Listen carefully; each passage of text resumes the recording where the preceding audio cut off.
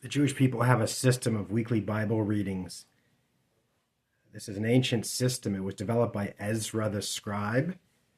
And this week, we begin Exodus. In Exodus 2:2, there's a very interesting verse. The Torah says that when Moses was born, his mother said that the baby, Moses, is good. So more specifically, the verse says that the mother saw that the baby, Moses, was good and she hid him. So it's a very interesting verse, and it makes us ask the question, what does it mean that he was good? That I guess only a mother can see certain things, and it was evident from the time that Moses was born, from that moment he was born, there was something different about him, something special. And so again, the verse says that the mother saw that her baby, Moses, was good, tov in Hebrew, and she hid him.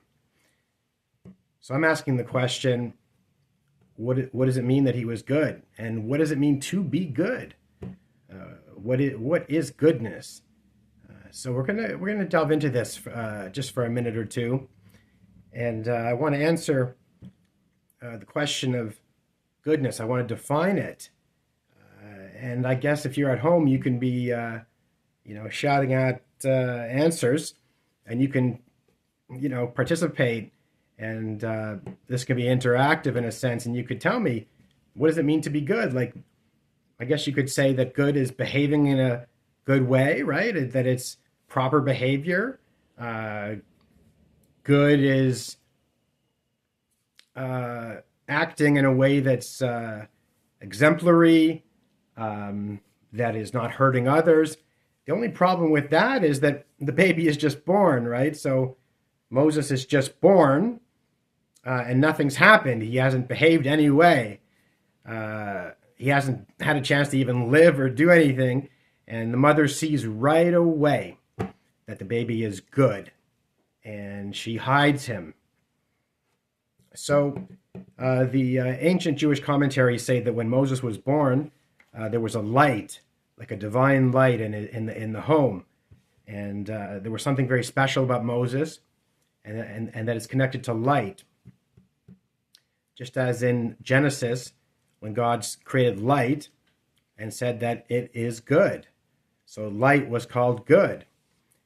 And interestingly enough, there was no sun created. So the light in Genesis had nothing to do with the sun. But yet there was this amazing light before the sun was even created. And God said in Genesis that was good. And here we see that the mother, gives birth to this beautiful baby, and he's special. And the mother says, this baby is good. She saw that he was good, and she concealed him. She hid him for a little while. And so we see that goodness, although we can give a lot of definitions in terms of behaving right, not hurting others, helping others, right, not harming others. We could say a lot about that, but to really get to the heart of goodness, we have to see that this baby was born, Moses, and he hadn't done anything. So he hadn't had a chance to even live or behave in any particular way. But the mother saw that there's something so special about her baby. And again, there was a light in the home, like this divine light that filled the home. So a few things. We see by this passage that goodness is intrinsic. Goodness is something that exists deep within, that cannot always be perceived. But the mother could perceive it, the mother of Moses. So goodness is implicit, intrinsic. Goodness is something that is that is there regardless of somebody making mistakes or behaving perfectly all the time. Moses didn't behave perfectly all the time, and yet he had that goodness that was in him from the time he was born. It would take a long time for that goodness to come out, to manifest. So we see that goodness is very different than kindness. Whereas kindness flows and is very evident, and kindness, there's no end to it, right? Kindness is a flowing ingredient. It's a flowing attribute. And it's pretty obvious, kindness, but goodness is not so, it's not so obvious. So that's one thing to understand, is that goodness is something that is not obvious, and that it's something that cannot always be perceived, and that takes time to uncover and to manifest and to bring out. So when we're asking the question of good and trying to define this word that we use all the time called good and goodness, maybe by looking at the opposite, we can come to a deeper understanding. So the opposite of good is evil, right? And so there's not one without the other. So what is evil?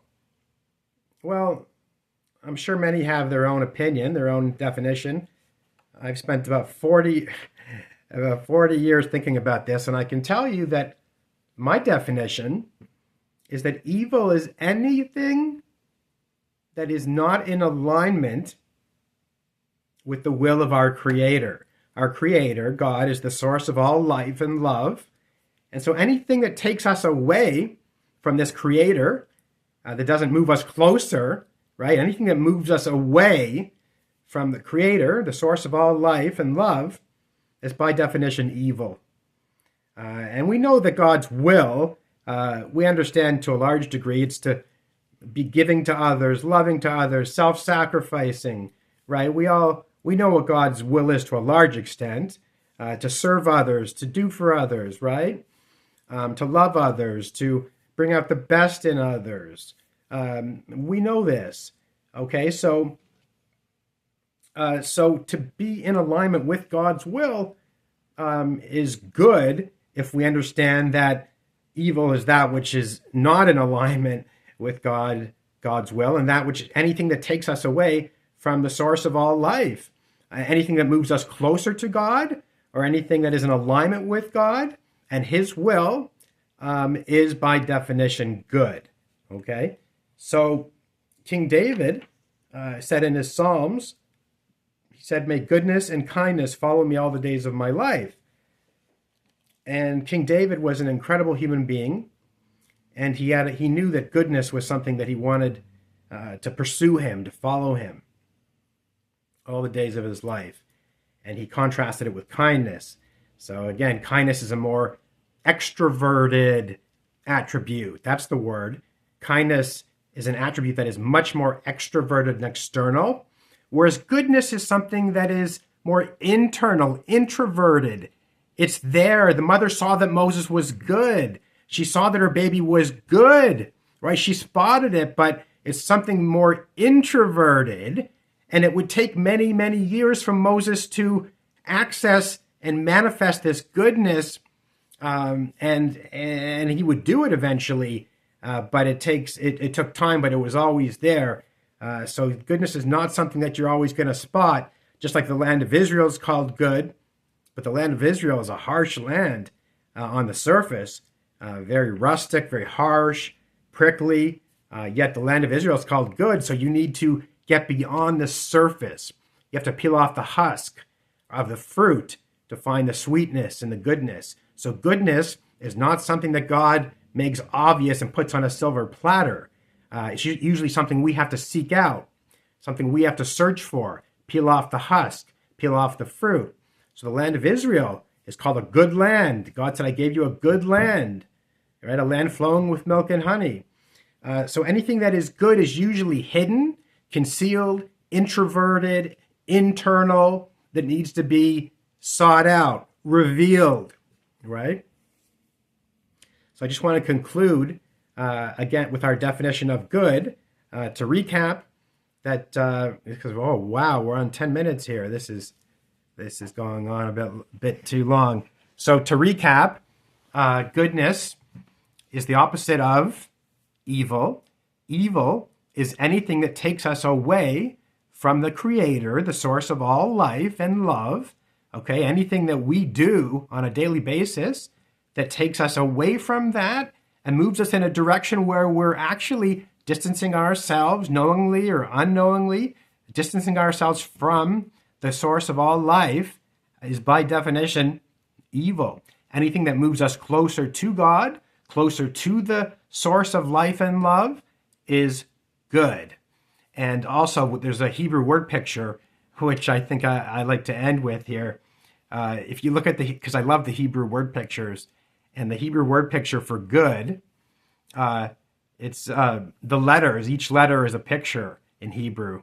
And so we look at the three letters for the word good, tov, and it actually means that good is also on sort of a on a level that's not quite so deep. On a practical level, the Hebrew word picture tells us that good is when that which is internal, which is happening inside me emotionally or spiritually, is equal and consistent with that which I'm projecting to the world, right? Then that's called good. So it's very much about telling the truth, right? The truth is always good, whether it leads to a good result or a bad result temporarily, right? So again, good by the Hebrew word definition, the Hebrew word picture, is when I'm authentic, when what's happening inside me in terms of who I am, who I really am, is being manifested externally and is equal externally to what's happening inside me internally. It's consistent. There's no twist. There's no deception. There's no duplicity. It's very hard for human beings to do this because we wear all of these masks all the time, and we're always wearing these facades. But in Hebrew, good is when you take off the mask. I'll take off my glasses to illustrate the point. But good is when what's happening internally, emotionally or spiritually, mentally, is consistent or projected equally in the external world. So there's no gap or duplicity or deception or manipulation, that I'm just consistent internally and externally. There's no difference. There's no twist, right? And that truthfulness, being truthful to what I'm feeling or what I'm thinking, even if it doesn't sound good, is by definition good from the Hebrew word picture. So in any case, I hope that gave you some insight into the word good.